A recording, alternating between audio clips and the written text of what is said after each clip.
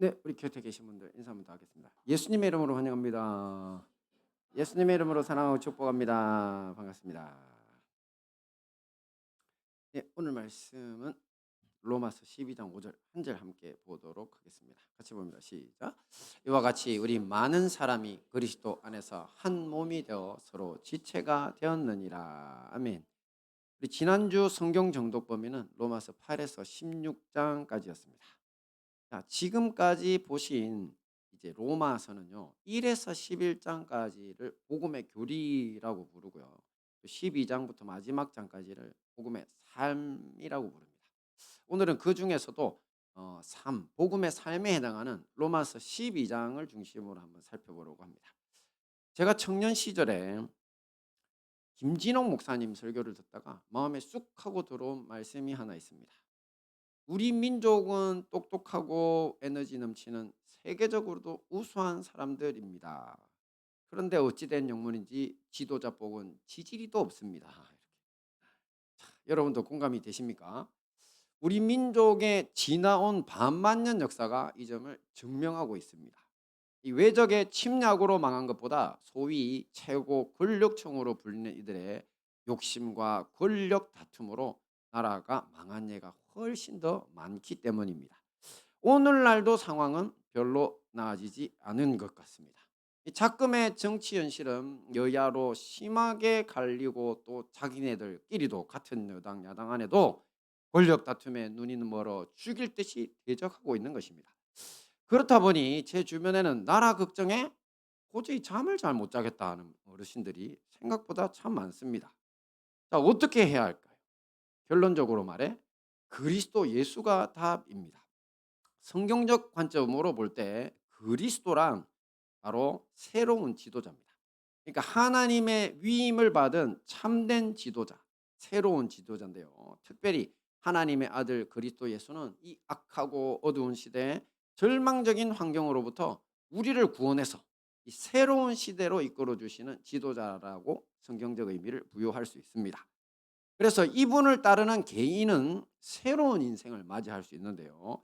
이에서 더 나아가 그리스도를 따르는 사람들이 이 사회에 가득 차게 되면 어떻게 될까요? 그렇죠. 그러면 그리스도를 따르는 사람이 가득 찬 풀 안에서 그리스도를 따르는 사람들이 지도자가 되겠죠. 그러면 바로 새로운 번영의 시대로 들어갈 수 있게 됩니다. 더 이상 나라 걱정 안 해도 되는 사회는 바로 이렇게 이루어지는 것입니다. 그래서 여러분들이 어느 날 뉴스 듣다가 뭐 듣다가 하면서 이 사람 좋다 저 사람 좋다 하면서 막 콱콱 찍어내시잖아요.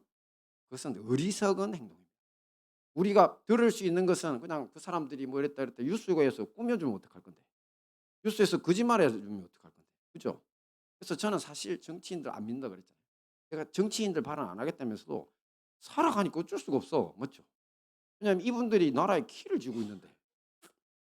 그러니까 뉴스 듣고 뭐 누가 무슨 방송 요즘 개인 방송 많은데 그런 거 듣고 그 사람이 어떤 사람이다 좋아하지 마시고 그 사람이 참된 그리스도인으로서의 생을 사는지를 보셔야 돼요.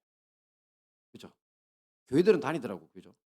여러분 그거 아세요? 대한민국에서 제일 기독교인이 많은 데가 어딘지 경기 남부입니다. 경기 남부. 경기 남부가 기독교 중산층 인구 최고 많습니다. 이 나라에 부도 여기 거의 집중돼 있고요. 물류도 여기 다 있고. 맞죠? 근데 여기에서 이제 나옵니다. 그러니까 이제 국회의원, 대통령 다 이제 어디 다닙니까? 교회를 몇 탕씩 뛰잖아요. 우리 교회는 작아서 안 와. 큰 교회는 몇 탕씩 뛰세요. 1부, 2부, 3부 막 있으니까. 근데 그런 거 믿으시면 안 된다는 거예요. 참된 그리스도인은요. 이 교회 저 교회 다니는 사람이 아니고요. 작은 교회라도 한 사람 한 사람 돌보는 사람이고요. 그런 사람이 정치도 제대로 할 수 있다는 거죠. 그게 그래서 이제 서구에서 옛날 미국 그다음에 또 뭐 선진국들이 그 사람들이 다 그렇게 해서 좋은 정치 지도자들이 교회에서 길러내서 지금까지 이렇게 부강해진 겁니다. 그런데 이제 지금 망해가는 길을 가고 있는 이유가 그런 지도자들이 자꾸 사라졌어요. 사람들이 교회를 떠나고 지도자들이 믿음을 저버렸기 때문인 거죠. 그래서 한 사람 한 사람 우리 한 사람이 중요해요. 교회에서 우리 아이들을 키워가지고 지도자 만들면 되잖아요. 그죠? 작은 교회라고 큰 지도자 못 만듭니까? 작은 교회라고 큰 하나님 앞에 종들 못 일으킬까요? 절대 아니죠. 하나님은 약한 데서 들어서 영광 받으시는 분이기 때문에 우리 작은 한두 사람만 모인 곳에 함께 하시겠다고 하시잖아요. 한두 사람만 모여도. 그러니까 우리나라가 살 길이 여기 있다는 것입니다. 그리스도인 한 사람 한 사람이 새로운 인생을 살면 나라도 새로워진다는 거죠. 자, 그렇다면 구체적으로 어떻게 해야 하나? 그것이 바로 오늘 우리가 살펴볼 로마서 12장의 주제입니다. 함께 봅니다. 시작. 그리스도 안에서 사는 법, 은사, 사랑, 열심. 네. 자, 오늘은 이 12장의 여러 주제들 중에서 은사, 사랑, 열심이라고 하는 세 가지 핵심 주제만을 가지고 한번 은혜를 나눠볼 텐데요. 먼저 같이 봅니다. 시작. 은사. 주님 말씀 봅니다. 시작. 우리에게 주신 은혜대로 받은 은사가 각각 다르니. 네. 일반적으로 은사란 우리가 가진 자질이나 재능으로 이해되죠. 자, 인류는 역사 앞에서 철학, 과학, 예체능 등에서 수많은 천재들을 경험해 오고 있습니다. 서구 역사에서는 뭐 칸트, 뉴턴, 레오나르도 다빈치, 아인슈타인, 뭐 모차르트 등도 있고요. 또 우리 역사에도 장영실, 정약용, 세종대왕 같은 천재들이 있었죠. 자, 이들은 모두 자기 분야의 재능을 가지고 있는데요. 이 재능이 바로 우리 성경에서는 은사라고 표현했습니다. 은혜의 선물이란 뜻이거든요. 가츠 기프트 뭐 이런 표현을 쓰죠. 그래서 카리스마라고 하는 우측은 헬라 원어로 저게 은사입니다. 재능이란 뜻을 같이 가지고 있습니다. 그래서 이것을 갈고 닦아서 하나님이 주신 천재성을 갈고 닦아서 앞에 천재들이 이제 인류 역사에 공헌한 것입니다. 이렇게 하나님은 우리 인류를 위해서 누구를 주셨다고요? 천재들을 주신 거죠. 그래서 과학이 발달했고 예술이 발달했고 우리가 이렇게 누리고 있는 겁니다. 자, 오늘 본문 로마서 말씀은요. 하나님이 우리 그리스도인들에게도 특별한 천재성을 주셨다고 합니다. 이것은 우리가 그리스도를 중심으로 새로운 인생을 사는데 도움을 주시기 위함인데요. 말씀 함께 봅니다. 자, 우리에게 주신 은혜대로 받은 은사가 각각 다르니 혹 예언이면 믿음의 분수대로. 자, 이거 어떤 재능이 보이십니까? 예언이라고 하는 재능입니다. 이 재능입니다. 은사라는 표현이. 하나님은 우리에게 예언의 재능을 가진 사람들을 주셨습니다. 새로운 인생 살기. 다음은요. 맞춰보세요. 시작. 혹 섬기는 일이면 섬기는 일로, 혹 가르치는 자면 가르치는 일로. 어떤 재능이 보입니까? 섬기고 가르치는 일. 맞습니다. 다음 봅니다. 시작. 혹 권위하는 자면 권위하는 일로, 구제하는 자는 성실함으로, 다스리는 자는 부지런함으로, 긍휼을 베푸는 자는 즐거움으로 할 것이니라. 어떤 은사가 보이시죠? 권위, 구제, 다스리는 자, 긍휼. 맞습니다. 말이 좀 어렵죠? 한자어라 그런데요. 권위란 위로하고 격려하는 거. 재능입니다.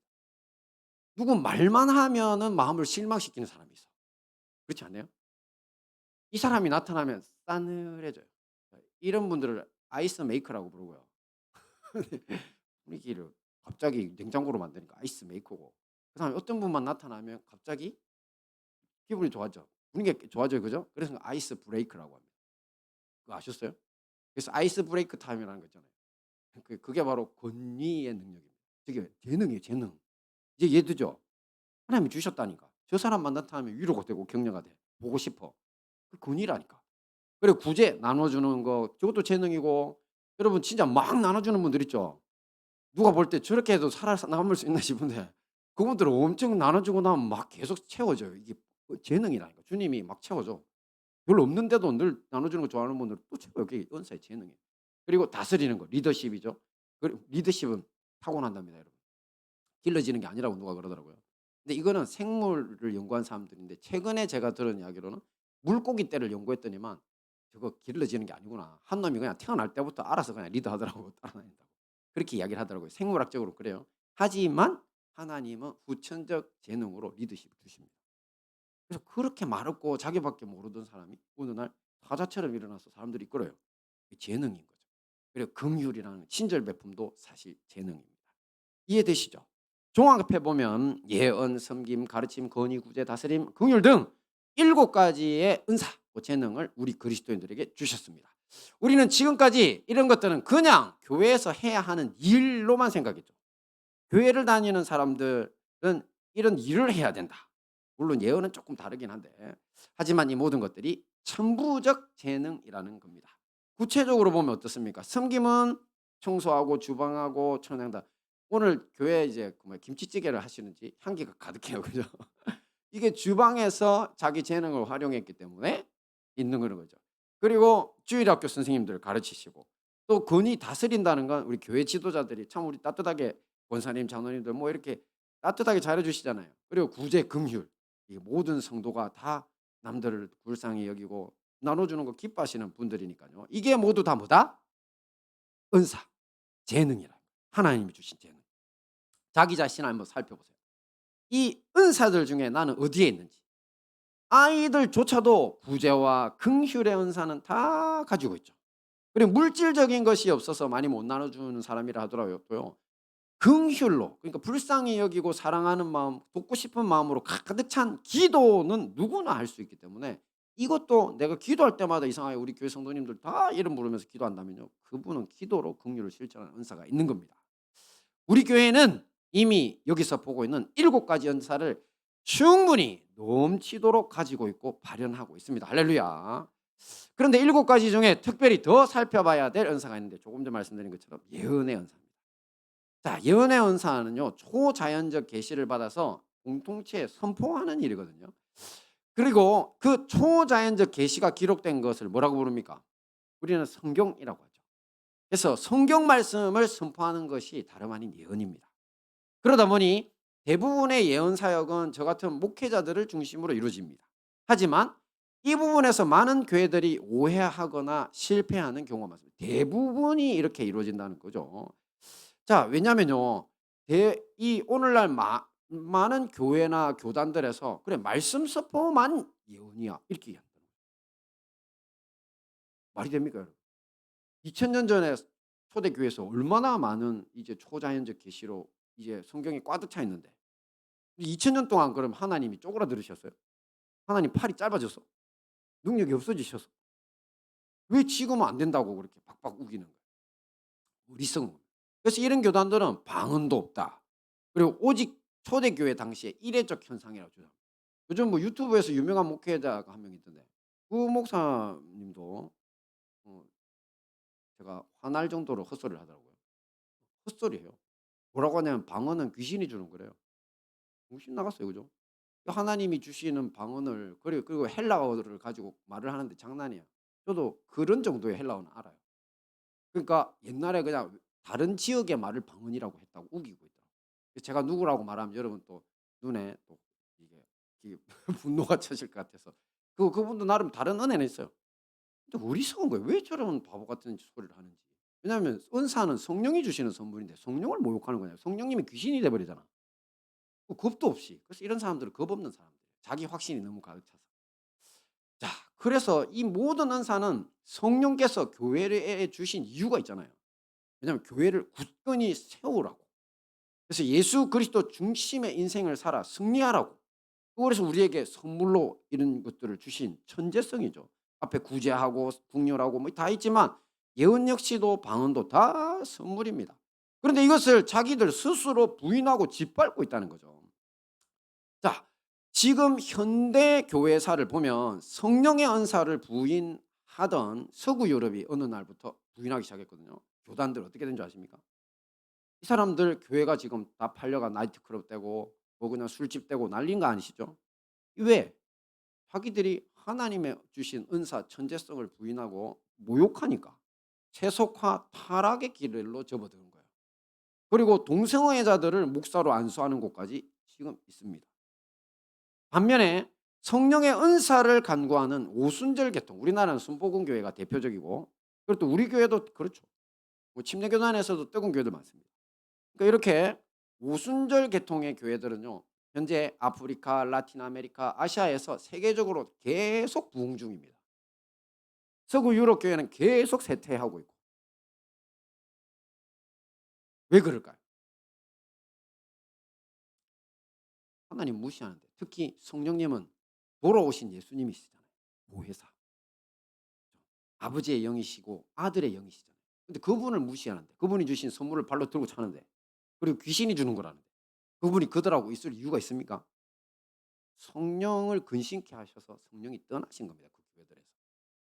그러니 그들은 망해가는데 제가 말씀드린 아프리카, 라틴 아메리카, 아시아야 하나님의 성령 연사를 갈구하는 교회들은요, 차고 넘칩니다. 마약과 알코올에 쩔었던 사람들이 성령에 쩔었어요. 치료됩니다. 그리고 온갖 부도덕에 빠진 사람들이 회개하고 그 죄에서 떠나고 가족에게서 떠났다가 가족에게로 돌아오고 자식들을 키우고 아내를 다시 사랑하고 이런 일이 계속 일어나고 있는 겁니다. 그러므로 계시로서의 성경 말씀을 선포하는 것은 말할 것도 없고 교회에서 예언은 반드시 있어야 합니다.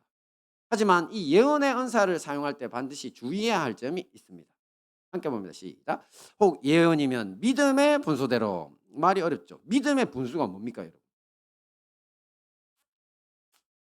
믿음이 뭘까요? 여기에서 문맥상 믿음은 다른 게 아닙니다. 예수님은 주님이시라고 하는 기독교적 교리를 말합니다. 이게 우리 믿음이잖아요. 여러분 중에 혹시 예수님이 주님, 주라고 하는 게 여러분 뭐라고 그랬어요? 단순히 우리의 주인이라는 의미가 아니라 사도 바울이 저 시대 저 이야기할 때 주는 야훼 하나님을 이야기하는 겁니다. 삼일체 하나님, 창조주 하나님. 그 주를 더 로드라고 성경 번역해 놨잖아요. 왜냐하면 여호와의 이름을 망령되 일컫지 말라니까 자기들이 야훼라고 여호와라고 이러는 이름을 기도할 때도 못 쓰고 그냥 주여 이렇게만 했다. 그래서 우리도 그게 전통이 있어가 주여 하잖아요. 그죠? 하지만 그 주라는 이름 자체가 삼일체 하나님 말하는 거예요. 예수님은 누구시다? 삼일체 하나님 야훼시다. 그중에 성자 하나님이시다. 그게 우리 기독교 교리잖아요. 그죠? 그 믿음이 기반이 된 상태에서의 예언이어야 되고요. 그냥 분수라는 건 뭔 말일까? 분수는 헬라어 원어로는 아날로기아라고 합니다. 저기 아나라고 하는 거 안 떴나? 네. 네. 아날로기아 하는 거 저거 이제 접두사가 아나고 뒤에 로기아가 로고스거든요. 로고스는 원래 이성 뭐 이런 기준, 표준이 되고 아나는 좀 더 높다는 의미예요. 여러분 아날로그 알죠? 아날로그 할 때 그 아나가 사실은 옛날에 새로 나온 글자잖아요. 글자 이상의 글자라는 의미가 있거든요. 이게 로고가 그런 의미가 있어서. 하여튼 이거 지금 저기 뭐 영어 공부 시간 아니고 공부 시간 아니지만 저대로 아날로기야. 이 정해진 아주 고차원적인 기준에 딱 맞추는 걸 분수대로라고 합니다. 그러니까 이제 지금까지 이거 우리 그냥 성경 읽을 때 해결이 안 됐던 이야기들이잖아요, 이 부분이. 그죠? 분수대로는 네가 자격도 없는데 말이야. 그걸 예언을 하고 앉아 있어. 이렇게 이야기했다니까. 사람들 보고 네 학교도 말이야. 초등학교 나와 가지고 예언하고 있어. 이랬다니까. 적어도 대학은 나와야지 그냥. 예언도 이제 대학 못 나오면 못 하겠네. 어차피 분수에 안 맞으니까. 그게 아니라는 거예요. 정해진 기준이 다 뭡니까 여러분? 예? 공인된 기독교 교리입니다. 아까 믿음도 예수님이 주님이시라고 하는 그거 보니까 믿음의 분수라는 말이 우리의 공인된 기독교 교리에 일치시켜서 예언을 선포해야 된다는 겁니다. 맞아야 돼요. 어느 날 은혜를 받았는데 말을 하는데 택도 아닌 소리를 하고 있어. 그 택도 아닌 소리의 기준이 뭐다? 공인된 우리 믿음의 교리예요. 예수님을 믿는, 주님을 믿는. 자, 그리고 이 예언을 제가 여기 다 쓰는데, 자, 이 예언을 듣는 사람들 어떻게 해야 됩니까? 듣는 사람도 자기 듣고 싶은 대로 들어서는 안 됩니다. 어떻게 맞춰서 들으라고요? 믿음의 분수대로, 정해진 기준대로, 그러니까 공인된 기독교 교리에 일치시켜서 들어야 돼요. 그래서 누가 예언하면 한 사람 분별해야 돼요. 그래서 방언하고 방언 통변해라 이랬는데 그런데 꼭 예언이나 방언 통변을 분별하라는 표현이 있거든요. 그 분별이 뭐냐면 이게 진짜 주님이 가르쳐 주신 말씀의 교리에 맞는지 확인을 해라는 거예요. 안 그러면은 귀신 틈타고 이상한 일이 일어날 수 있어요. 왜냐하면 영적인 세계는 또 혼돈하기 때문에 약한 사람들이 예언의 은사를 받아버리면 그럴 수 있거든요. 그래서 제가 전에 말씀드린 것처럼 예언의 은사라든지 성령 은사를 받으면 좀 짧게는 한 7, 8년 정도 조용하고 길게는 한 10년 정도 아무 소리 안 하고 있으라고. 자기의 예언의 은사가 있다 해도. 왜냐하면 배워야 되니까. 하나님 말씀 안에서 내 예언이 맞는지 갈고 닦아야 되니까. 함부로 입에서 내지 마라 그래요. 그 미리 낸 사람들이 실수해가지고 사실 교회 분쟁을 일으키고 이단화된 적이 많기 때문에 겁을 내서 예언을 저렇게 적대시한 부분도 없지 않아 있습니다. 그러니까 우리 듣는 사람들이 더 잘 듣고 격려해 줘야 돼요. 그런 은사가 있는 사람들이 있다면. 그렇죠. 그렇게 하면 신천지 이만희 같은 사이비 교주 혹세 무민하는 잘못된 지도자들이 일어나지 않게 된다는 거예요. 자, 그러므로 우리 모두 이 예언뿐만 아니라 앞에서 본 모든 은사들 천재성을 잘 사용해서 그리스도 예수님 따라 새로운 인생을 살아갈 수 있도록 각자의 자리에서 천재성 발휘하기 힘써야 할 것입니다. 두 번째는 뭐였죠? 핵심 주제 사랑입니다. 그렇죠? 새로운 인생을 살아가기 위한 두 번째 핵심 주제. 자, 아담과 하와 범죄 이후에 인류가 살아온 잘못된 방식이 뭘까요? 누구를 사랑하는 걸까요? 아담과 하와에 나타나는 잘못된 방식, 사랑이 나타나는 거예요. 자기만 사랑하는 거예요. 아담과 하와가 선악과를 따먹은 후에 그들에게 나타난 현상이 뭐죠? 죄를 덮어 씌우죠. 증거하는 거잖아요. 그렇잖아요. 아내는 자기 혼자 죄 짓고는 못 살겠네. 큰일 났네. 남편을 꼬셔. 너도 먹어라. 그다음에 남편은 먹고 나서 어떻게 해요? 하나님 죽음하니까 이 여자가 죽어서. 근데 이 여자는 어떤 여자냐면 하나님이 나에게 주신 여자라. 내가 먹었다고 이렇게. 이게 사랑인가요? 이제 사랑은 떠나버리고 이기심만 남은 거죠. 사랑도 이제 이기적인 사랑만 하는 겁니다. 자기가 기초적인 사랑. 그러니까 나를 사랑하는 범위 내에서만 이 사람이 좋은 거야. 이게 바로 현재 오늘날 인류의 가장 큰 불행의 원인입니다. 만약 서로 사랑한다면 무슨 불행이 있어요? 서로 돌보고 서로 다 해줄 건데. 그렇죠? 그러므로 그리스도 예수를 따라 새롭고 행복한 인생을 살기 위한 사람은 어떤 사랑해야 된다? 서로 사랑해야 돼요. 자기만 사랑하는 중심에서 아무 사랑도 못 해요. 자, 그런데 이제 이런 사랑을 이제 해야지 결심했는데 근데 조금 성경 말씀, 특히 로마서 12장에 됐다 헷갈리는 예? 구절이 있어요. 이거 뭐야 이게 뭐 이렇게 할 수 있는데 같이 봅니다. 시작. 사랑엔 거짓이 없나니 악을 미워하고 선에 속하라. 자, 이 부분이 왜 헷갈릴까요? 사랑엔 거짓이 없다. 그런데 열심히 사랑하려고 딱 마음먹은 사람이 엄청 겁나는 부분이 겁니다. 왜요? 자, 보통 교회 생활 하다 보면요. 사람들이 다 마음에 들까요? 아니면 저 사람은 눈에 가시같이 보일 수도 있을까요? 그렇죠. 가시같이 보이고 싫은 사람 있습니다. 그게 인간의 본능이에요. 자기하고 좀 안 맞는 사람이 있어. 그죠? 근데 그런 사람들에게라도 사랑하라고 하시니까 애써서 표정도 관리하고 그래도 좀 기분 나빠도 참고 이게 우리 사랑이잖아요. 그죠? 근데 그런 거를 하고 있을 때 내가 마치 위선적으로 보일 수 있다는 거예요. 그래서 내가 거짓으로 지금 사랑하고 있는 것 같아. 안 그래도 이거 제가 목회하는 동안 전도사 때도 부목사 이후일 때도 저한테 상담하는 분들이 생각보다 많았어요. 목사님 저는 진짜 사랑이 안 돼요. 저는 예수님 못 믿겠어요. 하려고 하는 척만 하고 저는 너무 위선적인 제가 보기 싫어요. 그죠? 그렇게 이야기하시는 거예요. 쉽게 말해서 싫은 사람에게 사랑의 감정을 도저히 못 갖는데 내가 어떻게 사랑을 할 수 있겠냐고 죄책감을 느끼는 거죠. 자, 이런 생각이 저 말씀과 합한 걸까요? 아닙니다. 거짓이 없다. 사랑에는 거짓이 없다고 할 때 헬라어 원어는 아니포크리토스입니다. 저게 또 아니가 나옵니다. 일단 설명 안 하고. 자, 저게 무슨 소리냐면요. 사실은 배우로서 무대 경험이 아주 적은 사람을 일컫는 겁니다.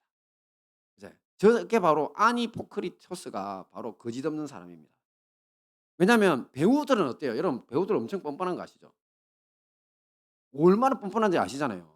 제가 연극 같은 거 할 때 부끄러워가 말을 못 하겠더라고. 아니 우리 홍정희 권사님이 연극팀인데 뻔뻔하다고.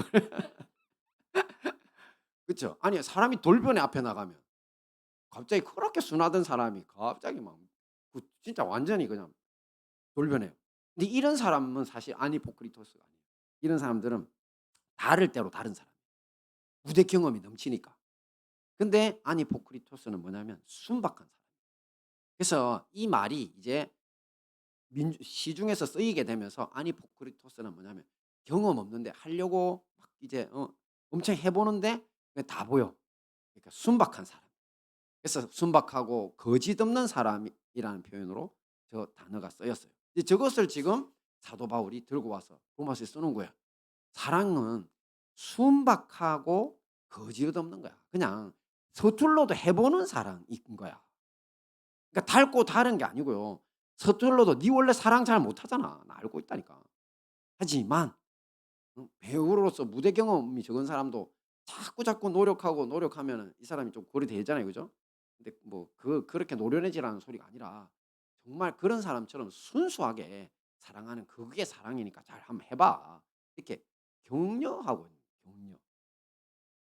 이게 사랑입니다. 그러니까 사랑은 감정이다, 행동이다? 사랑이 감정이에요, 행동이에요? 감정이라고 생각하는 사람 한번 들어봐요. 여러분 고양이가 쥐를 사랑해요, 좋아해요? 대답해 보세요. 고양이는 쥐를 사랑하지 않아요. 사랑은 뭐냐면 희생을 전제로 해요. 그러니까 만약에 고양이가 쥐를 사랑하는 고양이가 있다면 쥐를 위해 대신 죽어 줄 거예요. 근데 고양이는 날마다 쥐 잡아먹으러 다니잖아요. 쥐를 좋아할 뿐이에요. 그죠? 그러니까 사랑은 감정이 아니라 그냥 이게 좋은데 좀 더 좋으면 사랑이라고 착각하는 사람들 많아요. 희생해 주는 사람이 사랑이에요. 그래서 만약에 우리 청소년들, 청년들 결혼하려고 할 때 뭘 보면 되냐면요. 내가 쟤가 더 좋아를 보면 안 돼요. 내가 이 사람을 위해 희생할 수 있을까? 그다음에 이 사람은 정말 나를 위해 희생할 수 있을까? 그게 맞으면요. 이 사람들은 사랑하는 거예요. 그러니까 이 사람 돈 많은 거, 뭐 잘생긴 거 이런 거 아무 소용없어요. 진짜 끝에 가면요. 끝에 가면 여러분들이 불행해지면 다 도망갈 사람들. 조심하세요. 누가 보면 제가 이쪽 선수인 줄 알겠는데. 네. 할 말이 많지만 참겠습니다. 그래서 서로에게 사랑하려고 노력해야 돼요. 교회는 특히 일방적 사랑 안 돼요. 그죠? 예수님도 발을 서로 씻기라고 하셨죠. 한 사람만 일방적으로 그 사람에게 친절 베푸고 그냥 서툴지만 하려고 하는데 계속 상처 주는 사람이 있어요. 그럼 그런 사람을 계속 사랑하려고 하면 여러분 어떻게 됩니까? 다칩니다. 근데도 계속 사랑하겠다고 내밀는 건 둘 중에 하나입니다. 이 사람은 진짜 성자의 마음을 타고났든지 아니면 바보입니다. 진짜로. 그럴 때는요. '아 이 사람은 좀 내가 피해 가야 되겠다.' 이게 지혜입니다. 내가 감당이 안 된다. 그 요셉도 보세요. 보디발의 아내가 유혹할 때 어떻게 해요? 이 여자를 이제 그 뭐야 윤리적으로 도덕적으로 설교해 가지고 바꾸려고 안 했잖아요. 감당이 안 된다. 도망갔잖아요. 그죠? 옷을 잡으니까 옷을 버리고 도망갔잖아요. 그게 답이거든요. 그러니까 지혜로운 사랑 하셔야 합니다. 자 이렇게 우리 교회뿐만 아니라 만약에 이런 서툴지만 서로에게 친절을 베풀고 그다음에 긍휼하고 이런 사랑이 사회 전반에 가득 차게 되면 그럼 어떻게 될까요? 우리의 가정과 사회, 시공간을 초월한 이제 모든 상태의 공동체가 하나님의 사랑으로 가득 차게 되고 그러면 예수님 안에서 새로운 인생이 시작되는 새로운 시대가 열린다. 그래서 지도자를 길러내는데 교회에서 길러내라. 왜? 세상은 이기적인 사랑 막 밖에 못하고 뭐 기준을 둬도 다 내한테 이게 이루는지 아닌지 이것만 계산하고 앉아 있는데 특히 최고 이기적인 사람들이 정치인들이죠. 근데 그 사람들한테만 목을 매달고 앉아 있으니 무슨 지도자들을 또 길러내요. 똑같은 놈들만 만들어내요. 그러지 마라. 교회에서 우리 아이들 차세대를 길러내고 내가 그런 사람 되어서 승리할 줄 믿습니다. 마지막 봅니다. 시작. 열심 말씀 봅니다. 시작. 부지런하여 게으르지 말고 열심을 품고 주를 섬기라. 네, 그리스도 새로운 지도자를 따라 새로운 인생을 살 수 있는 마지막 비결이 바로 저것입니다. 게으르게 살지 말고 열심히 살라는 거죠. 자, 이 부분에 대해서 제가 예화를 아무리 생각해 봐도 예전에 했던 닭과 괭벌, 범블비 예화만큼 좋은 게 없는 것 같아요. 게으르게 산다는 게 뭘까? 영적으로 게으르게 산다는 거 이야기할 때 닭이 제일 좋습니다. 날지 못하는 새의 대표라 그랬죠. 자, 생물학적으로 볼 때, 구조적으로 볼 때 닭이 날지 못하는 이유를 한 가지라도 찾을 수 있다 없다? 못 찾습니다. 생물학자들이. 왜냐하면 닭은 구조적으로 볼 때 날 수 있는데 필요한 모든 조건을 완벽하게 갖추고 있다는 겁니다. 충분히 큰 날개도 있고요. 그다음에 그 새들한테만 꼭 있어야 되는 공기 주머니라는 게 있어요. 개를 공기를 부풀으면 뚝 떠오를 수 있잖아요. 그죠? 그래서 그 공기 주머니도 폐 주변에 있고 새하고 똑같아요. 또 거기에다가 뼈도 공기가 숭숭 뚫려 있어요. 구멍이 숭숭 뚫려 있어요. 그래서 닭뼈를 함부로 개한테 주면 큰일 난다 그랬죠. 그 뼈를 한번 꽉 물어버리면 너무 쉽게 부러지니까 그러니까 이게 가시가 돼 가지고 개 목을 찔러 버려요. 그래서 개들한테 여러분 먹던 통닭 그 뼈 주면 안 됩니다 그러면. 개 칵 걸려 죽을 수도 있어요. 그러니까 그만큼 뼈가 구멍이 많다는 건 가볍다는 뜻이에요. 나르는데 필요하거든요. 그래서 모든 것들이 다 비행에 적합합니다. 우리 경험도 이야기했죠. 제가 어릴 적에 시골 할아버지 집에 놀러 가면요. 이 마당에 풀어놓은 닭들이 꼭 뭘 하느냐면요. 갑자기 부두둑 날아올라 가지고 지붕으로 올라가더라고요. 그래서 저는 어릴 때 닭은 못 나는 줄 알았는데 저렇게 잘 높은 데 가는 거 보고 깜짝 놀랐어요. 그래서 제 친구들 보고 가 가지고 자랑했지. 시골에 갔다 와 가지고 도시 녀석이. 어? "야 시골에 갔는데 뭐 지붕까지 닭이 날아가더라." 이랬더니만 제 친구 한 놈이 뭐라고 했냐면 "야 나는 미루나무 꼭대기까지 올라가는 놈도 봤다." 미루나무 진짜 저렇게 크거든요. 미루나무 꼭대기까지 날아오르는 닭을 봤대요. 그래서 그때는 거짓말하지 말았거든요 우리가. 근데 나중에 보니까 진짜 이 미루나무 꼭대기까지 가는 닭들이 있더라고요. 자 하지만 우리 모두가 아는 것처럼 닭은 못 날죠. 저 정도밖에 못 해요. 이유는 뭡니까? 과학자들이 내린 결론은요. 바로 인간이 넘겨주는 매일 주는 이 먹이에 현한 먹이에 길들여졌기 때문이다. 이렇게 결론을 내렸습니다. 구조적으로는 얼마든지 날아갈 수 있는데. 왜냐하면 새들이 땅에 있는 먹이를 구하는 게 그렇게 힘들답니다. 구하다 보면은 잘못하면은 뭐 뱀 같은 거한테 걸리기도 하고 고양이도 새들 엄청 잡거든요. 여러분 주변에 고양이 키워보면 고양이가 하루에 죽이는 새가 한두 마리가 아닙니다. 그러면 심심해서 죽여요. 딱 기다리고 있다가. 고양이과가 믿을 만한 놈들이 아니에요. 예쁘다고 막 기르시는데 그놈들 독한 놈들이에요. 그래서 가끔가다 여러분들이 잘해 주시면 그런 거 하나씩 물어오잖아요. 쥐도 물어오고. 같이 나눠 먹자고 그래요. 그러니까 위험하지. 새들이 그래서 위험한 거야. 야 닭이 그거를 아니까 그냥 인간 조금 위험해도 인간들이 주는 거 그냥 어? 먹자. 그래 가지고 안 나는 거예요. 말하자면 땅에 있는 먹이에 만족해서 날아오를 필요성을 못 느끼니까 이제 날지 못하는 새가 되어 있는 겁니다. 자, 이것과 비교되는 생물이 뭐라고요? 괭벌입니다. 범블비. 범블비 몸 길이 겨우 14에서 20mm. 그러니까 센치로 치면 1.4cm에서 이제 2cm. 죠. 그 작은 벌이거든요. 근데 활동성이 너무 좋아 가지고 주변에 개가 나타나면 범범범범범범거리고 돌아다니거든요. 조용한 데서는 진짜 들립니다. 그 웅웅 그런데 우리는 웅웅이나 윙윙거린다 그러는데 범불이 맞는 것 같아요. 범범범범 하고 돌아다녀요. 그래서 한자로는 이 벌이 마치 곰처럼 크다고 해서 웅봉입니다, 웅봉. 곰같이 크다고 곰웅자를 써서. 근데 문제는 날개가 너무 작아서 지금 보시는 것처럼 '저것 가지고 어떻게 날아다니지?' 하는 생각이 드는 거죠. 그래서 항공역학자들이 재밌게 생각했어요. '저놈 잘만 연구하면 조금만 날개 가지고도 멀리 가는 비행기 만들 수 있겠다.' 그래 가지고 쟤를 연구하고 연구했는데 근데 참담하게도 뱅벌은 날 수 있다 없다? 못 납니다. 항공역학적으로 구조적으로 아예 날 수 없는 구조입니다. 이게 공기역학상 날 수가 없어요. 이 날개가 좀 충분히 있어야 이 반복 운동이라는 게 있잖아요 이거. 윙 하는 이거 이러면 뭐가 일어납니까? 이러면 몸 반작용이라는 게 일어나거든요. 그래서 몸통을 들어 올릴 수 있는 반작용이 뭐 기류를 만들어 가지고 이렇게 슉 뒤로 떠오르게 한다고 보는데 근데 아무리 수학적으로 댕벌의 날개를 계산을 때리고 뭐 이것저것 다 해 봐도 도저히 저 큰 몸통에 이 가냘픈 날개로는 뜰 수가 없다라는 겁니다. 자 하지만 재밌게도 댕벌은 지금도 항공역학을 비웃으면서 잘 날아다니고 있습니다. 그리고 일 주일에 얼마나 날아다니는지 봤더니만 무려 1000km 이상을 날아다니면서 꿀을 모은다고 합니다. 서울에서 부산 간 거리가 거의 350km 정도 되죠. 그러니까 그걸 일 주일 동안 다 하는 거예요. 그러니 과학자들이 찾다가 찾다가 대답을 내놨는데 어떤 대답이다? 엉뚱한 대답이다. 과학적 대답이 아니라 아마도 뱅벌은 먹고 살라고 날아야 될 필요가 있으니까 열심 때문에 날 수 있는 것 같다. 이게 과학자입니다. 할렐루야. 여러분 과학 믿지 마세요. 어 진짜로. 여러분 맨날 진화론 숭배론자들 많잖아 우리 아이들도. 선생님들이 진화론 이야기하니까. 거짓말입니다 여러분. 많아요. 특히 비행기 나르는 원리 있죠. 제가 지금 항공역학자 이야기했지만 사실은 자기들이요. 댕벌만 뭐 저기 역학적으로 못 난다고 결론 내린 게 아니에요.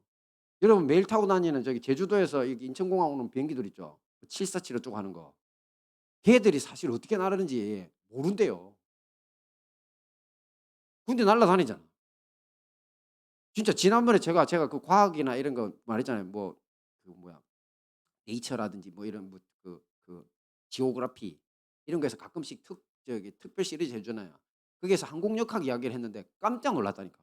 항공역학자가 나와 가지고 "사실 과학은 아직도 저 큰 쇳덩어리가 하늘을 날아다닐 수 있는 이유를 잘 모릅니다." 이러더라고요. 뭐 자기네들끼리 뭔가 우리한테 학교에서도 가르쳐 주고 그랬죠. 근데 그거는 추론일 뿐이지 어떻게 나는지 모른대요. 그래서 그 밑에다가 맨 마지막 결론을 어떻게 내는 줄 압니까? "과학은 여전히 기술을 따라잡지 못하고 있습니다." 이러더라고요. 기술이 과학을 앞서요. 그래서 기술이 먼저고 과학은 뒤따라가는 거야. 그건 너무 당연하죠. 왜 당연할까요, 여러분? 세상에는 이 모든 세상에 날 수 있는 원리를 만들어 놓은 하나님이 계세요. 그걸 인간들은 활용만 하면 돼. 근데 과학이 마치 자기들이 뭔가를 그거 뭐야 발명해 준 것처럼 하지만 발명이 무슨 발명이에요. 맨날 수학 계산하고 앉아 있잖아. 물리 계산하고. 근데 그 수학이 계산 떨어지고 물리 계산이 떨어지는 거 어디서 온 건데? 하나님 만들어 놓은 원리 안에 들어 있는 거지. 맞죠? 그러니까 과학은 엉뚱한 대답을 내놓는 게 사실 정상입니다. 아직 저 큰 덩어리가 하늘을 날아다니는 이유를 그 원리를 잘 모른다니까요. 그 이야기 듣고 비행기 타기가 더 겁나더라고요.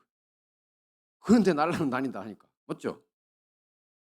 그런데 이제 자기네들 나름대로 그래도 연구를 했더니만 이제 한 가지 찾은 건 있어요. 뭐냐면 이제 저기 범블비하고 비슷한 호박벌도 저만한 덩치에 저만한 작은 날개인데 어느 날 실수로 하나 발견했는데 안쪽에 날개 맨 안쪽에 아주 작게 보이는 가느다란 근육을 발견했어요.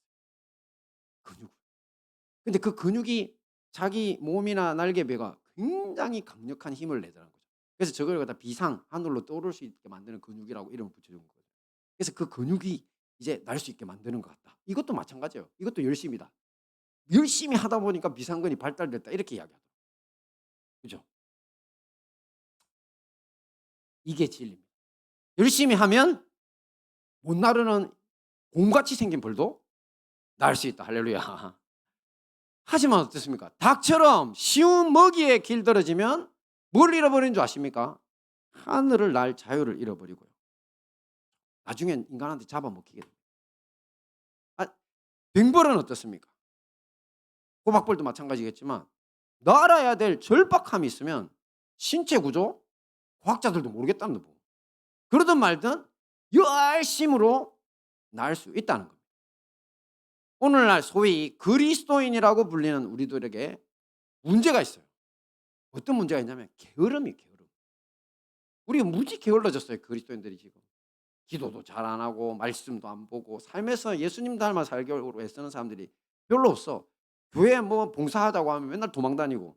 지금 세상 교회들이 다 그래요. 우리 교회는 할렐루야. 제가 진짜 감사하게 진짜 열심히 사시는 감사드립니다. 이게 왜 이런 게으름이 생겼냐면 이 세상이 던져주는 쉬운 먹이. 당장 편하고 배부르고 정력적이고 죄악된 삶에 만족하며 사는 겁니다. 그러면 우리는 닭이 돼요, 닭이. 그래서 닭처럼 하늘의 하나님을 향해 더 이상 날아오를 필요가 없는 거예요. 왜냐하면 정욕적인 세상이 더 좋은데 뭐. 그러다 보니 어느 땐가는 결국 누군가의 먹이로 전락하는 신세가 되고 말 것이라는 거예요. 안 되죠. 그리스도 예수를 따라서 새로운 인생 살아야 합니다. 안락한 세상의 것들 포기하고 댕벌처럼 열심히 하늘 양식 얻기 위해서 스스로를 절박함에 내던져야 한다는 겁니다. 그렇게 되면 처음에는 나르는 거 불가능해 보이고 서툴은 것 투성일지라도 반드시 하늘을 나는 자유를 되찾게 되고요. 또 그 계속되는 열심으로 다시는 그 소중한 자유를 빼앗기지 않게 될 거라는 거죠. 우리가 열심히 살면 자유 빼앗기지 않습니다. 실패해도 다시 일어날 수 있고요. 얼마든지 새로운 인생 살 수 있다니까요. 우리 모두 게으르지 말고 열심 품고 그리스도 예수님 따르게 힘써야 할 것입니다. 자, 말씀을 정리하겠습니다. 초대에서 우리는 새로운 지도자 그리스도를 따르는 사람들이 이 사회에 가득 차게 되면 더 이상 나라 걱정 안 해도 되는 사회가 이루어진다고 했죠. 자, 이것을 위해 오늘 우리가 구체적으로 해야 할 세 가지가 있었습니다. 첫째 뭐였습니까? 은사. 그렇습니다. 은사는 하나님은 예언, 섬김, 가르침, 권위, 구제, 다스림, 긍휼 등 7가지 천재성을 우리 모두에게 주셨고 그리스도 예수님을 따라 새로운 인생을 살아갈 수 있도록 각자의 자리에서 천재성 발휘하기 힘쓰다고 했죠. 두 번째는요, 사랑이었죠. 그죠? 특별히 우리가 열심히 사랑하려고 하다가 위선적으로 느끼는 거 틀렸다 그랬죠. 거짓 없는 사랑은 그냥 배우는데 경험 없는 사람이 연기하는 것 같은 서툴지만 해보는 거라고 했죠. 그래서 내가 한 번도 해보지 않은 거, 싫어하는 사람에게 친절을 베푸는 거, 그게 사랑이라고 했습니다. 자, 마지막은요, 열심. 네, 이 모든 은사, 사랑, 열심으로 그리스도 예수님과 함께 새로운 인생을 살아 승리하시는 우리 행복한 다니엘 교회와 형제교회 성도님들 되시기를 축원합니다. 아멘.